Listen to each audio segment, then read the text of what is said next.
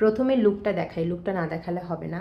শাড়ি পরেছি, আর হেলমেটটা পরা থাকলে আরও ভাইবটা ভালো আসতো। যাই হোক, এটা ছিল আজকে আমার শাড়ি, মানে উল্টোপাল্টা হয়ে আছে কারণ কুচি টুচিগুলো এরম এরম হয়ে গেছে। কেন জানো, আমি লাইফে প্রথমবার আমি স্কুটি চালিয়েছি শাড়ি পরে। এটা জাস্ট কল্পনার বাইরে, কারণ আমি এখনও সেরকম প্রপার স্কুটি চালাতে পারি না। ওই যে দেখো হেলমেট, দেখেছো, দেখতে পেয়েছো, আমার হাত মোজাগুলোর পেছনেই আছে।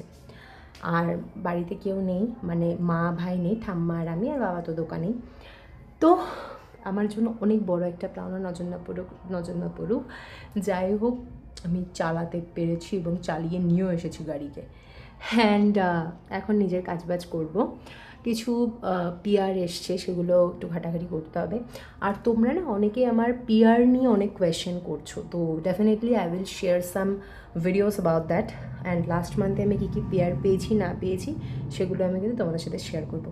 চলো, সরস্বতী পুজোর দিনটা খুব খুব খুব ভালো গেছে। আমি আমার শান্তির একটা জায়গায় গিয়েছি। ব্লগ খুব শীঘ্রই তোমাদের সাথে শেয়ার করবো। চলো।